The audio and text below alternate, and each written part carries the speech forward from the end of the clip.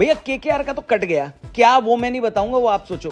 बड़ा हरामी हो बेटा। बांग्लादेश और इंडिया क्रिकेट के मामले में अब एक दूसरे के आमने सामने आकर खड़े हो गए हैं। मुस्तफिजुर को जब आईपीएल से बीसीसीआई ने निकाला तो बांग्लादेश वालों ने भी धमकी दी कि हम भी इंडिया नहीं आएंगे। इस पूरे डेवलपमेंट पर एक वीडियो हमने अपने दूसरे चैनल क्रिको पर बनाई है, जाकर जरूर देखना, मजेदार वीडियो है। पूरा मामला समझाया गया है कि अब किस तरीके से क्रिकेट इन दोनों देशों के लिए पॉलिटिक्स बन चुकी है। लेकिन यहां पर आज की वीडियो में हम पॉलिटिक्स की नहीं, क्रिकेट की बात करेंगे। पॉलिटिक्स की बात तो आपने अभी तक न्यूज चैनल पर देख ली होगी, भयंकर डिबेट देख ली होगी, सही हुआ या नहीं।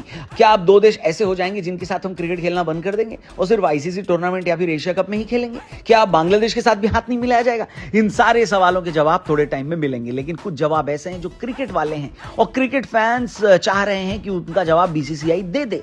क्या है वो सवाल और इंडियन क्रिकेट फैंस इनको क्यों उठा रहे हैं, आइए आपको बताते हैं। पहला सवाल, केकेआर की क्या गलती थी? देखो ये बात तो सच है कि इस पूरे सिनारियो में अगर कोई है जिसको नुकसान हुआ है वो है कोलकाता नाइट राइडर्स, क्योंकि आमतौर पर यही माना जाता है कि बीसीसीआई इंडिया में आईपीएल की गवर्निंग बॉडी है। अगर उन्होंने किसी खिलाड़ी को आईपीएल में अलाउ किया है तो ऑक्शन में अगर उन्हें डाला है तो सारी स्क्रीनिंग करके डाला होगा। इसी हिसाब से टीम अपनी स्ट्रैटेजी बनाती है कि किस खिलाड़ी को टारगेट करेंगे और टीम कॉम्बिनेशन क्या होगा। कोलकाता ने इस हिसाब से सोचा होगा कि पहले उनको पथिराना लेना है और अगर पैसे बच गए तो बैकअप में मुस्तफिजुर को ले लेना है, क्योंकि पथिराना की इंजरी के इशू तो रहते ही हैं।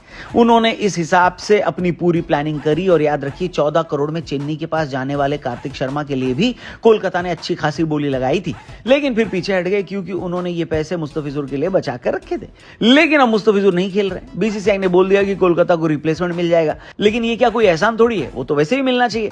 कोलकाता को पैसे भी वापस मिल जाएंगे, लेकिन सवाल ये है कि अब 9 करोड़ रुपए का वो लोग करेंगे क्या, जब कोई खिलाड़ी बचा ही नहीं है। सारे क्वालिटी खिलाड़ी तो निकल गए, अब रिप्लेसमेंट मुस्तफिजुर रहमान की क्वालिटी का थोड़ी ना आएगा। अगर कोलकाता को पता होता तो वो पैसा बचाकर कार्तिक शर्मा पर लगा देते, लेकिन भयंकर नुकसान हो गया भैया केकेआर को, और बीसीसीआई इस नुकसान की भरपाई सिर्फ एक रिप्लेसमेंट देकर करने की बात कर रही है। दूसरा सवाल है कि क्या इस सिचुएशन में अगर कोलकाता नहीं चेन्नई, मुंबई और बेंगलुरु होते तो भी क्या बीसीसीआई सेम काम करता? कोलकाता के फैंस बीसीसीआई के ऊपर पक्षपात का इल्जाम लगा रहे हैं और कह रहे हैं कि अगर मुंबई, चेन्नई और बेंगलुरु होती तो वहां पर मुस्तफिजुर गए होते तो बीसीसीआई ये फैसला न ले पाती, क्योंकि उन टीमों का फैन बेस काफी बड़ा है। कोलकाता के फैंस का इल्जाम है कि कोलकाता के साथ तो बीसीसीआई वाले हमेशा ही सौतेला व्यवहार करते हैं। पिछले साल जब ऑपरेशन सिंदूर के ब्रेक के बाद आईपीएल दोबारा हुआ तो कोलकाता का एक मैच था बेंगलुरु के साथ, बेंगलुरु में जो बारिश की वजह से धुल गया था, जिसकी वजह से कोलकाता बाहर हो गई थी। लेकिन उसके बाद बीसीसीआई ने बेंगलुरु में होने वाले सारे मैच लखनऊ शिफ्ट कर दिए।